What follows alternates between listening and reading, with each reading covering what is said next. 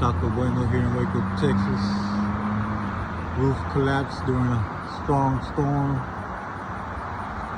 and ever since then it's been closed down. They are tearing it down.